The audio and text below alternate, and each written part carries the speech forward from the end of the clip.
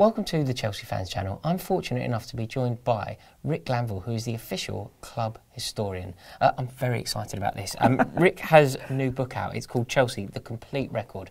So make sure you get this. This is the entire first team games ever. It's all there. It's all there, Rory. It's wonderful. I've had a flick through, and there's lots of. Do you know what I really like? I really enjoy the little tidbits, the sort of little facts and the things that you look out for, and the nice quotes. And I just read. God, I'll never find it again. But I just opened on a random page and found a beautiful one from Ray Wilkins about Carlo Ancelotti. Yeah. But yeah, I think it's truly wonderful. And also, just before we were rolling, I opened up. Sort of, I think it was 1926 season. Oh look, found it. Just a brilliant quote here about how huge our gates were. Oh yeah. Well, many times, you know, for the first 30 years of our career, as they said in those days, we were the biggest team in London, in England, probably the world, to be honest, in the late teens, early 20s. Because if you look at Real Madrid, they weren't getting great crowds. If you look at the other big teams, we got 67,000 in our very first season for the visit of Manchester United. We were getting 78,000 in the FA Cup soon after that. You know, we got 82,000 in 1935. But 9 times before the war, we were the biggest club in England in terms of average home attendance. No one knows this, do they, Rory? No, we don't celebrate. It's so weird, Rick, because so all of this sort of, whatever they say, you know, it's something club, no history. It's all it's all a bit of a hoax. But I couldn't agree more. And I always point out to Liverpool fans who are chief amongst those saying no history. I always say to them, by the way, what is your record home attendance? Who was it against? In the league, by the way, not in the FA Cup. Oh, don't know that, lad. Well, actually, it's against us. Really? 58,000. That wouldn't even come in terms of high crowds at Stamford Bridge. That doesn't even come into our top 50 or 60. God, that's unbelievable, isn't it? 58,000, yeah. You know, we were.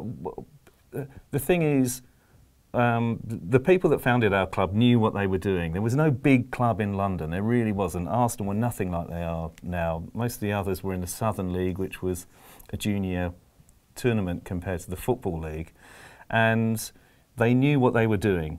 In 1904-05, when they set it up, they could see a market emerging. They could see that people had free time on their hands, more, you know, there was more money in the pocket. A bit more disposable income at that time. Absolutely, and they thought that there is no, you know, metropolitan football was not being exploited. So that's why they set up Chelsea Football Club, and we've remained that club of ambition, of money. You know, in fact, the aberration in our entire history really is the mid-70s to the mid-90s, when we were impecunious and we weren't buying the star players as much as we had before or afterwards. The only problem is, for the first 50 years of our existence, we had no success. It was brilliant players, huge crowds, and no silverware, and that's what people equate to it's like no Arsenal history. Nowadays. Exactly. If you turn it round, they're creating no history now. You know, is what they would say, but they would argue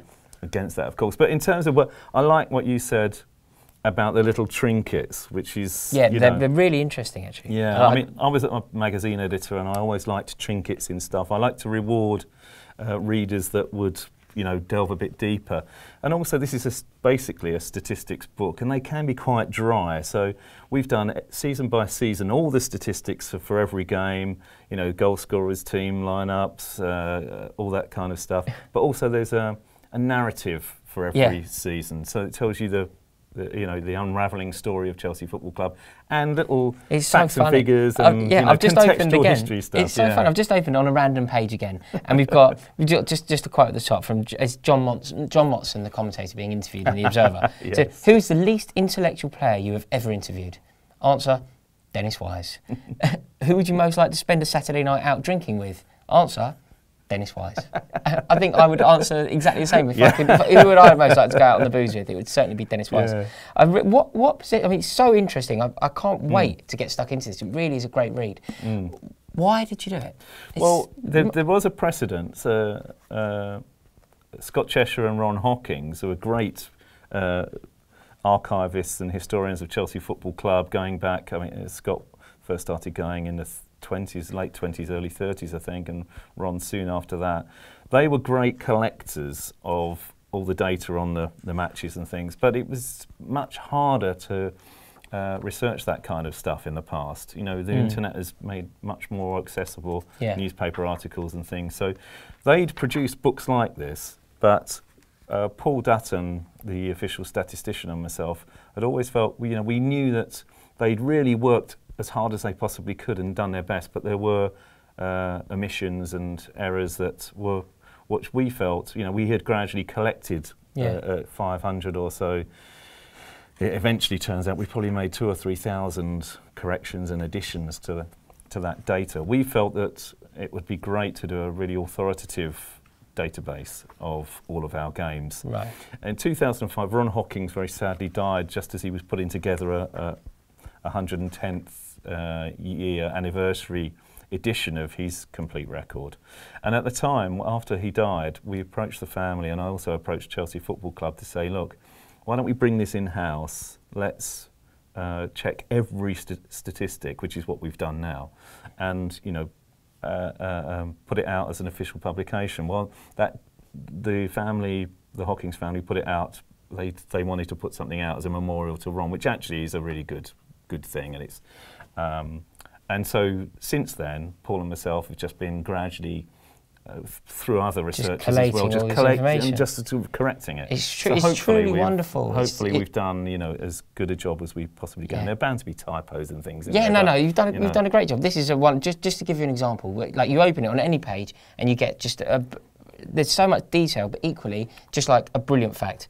Mourinho's side, this is 2005-2006. Mourinho's side spent 257 days at the top of the Premier League table, second only to the United side of 93-94 at the time. It's just truly fascinating, and I cannot wait to get stuck in.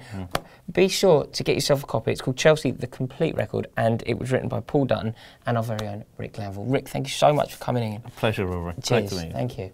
Where did it go wrong? When did it go wrong? It's the lack of passion in the team. It's unreal. Something is wrong in that dressing room and it needs to be sorted out right now.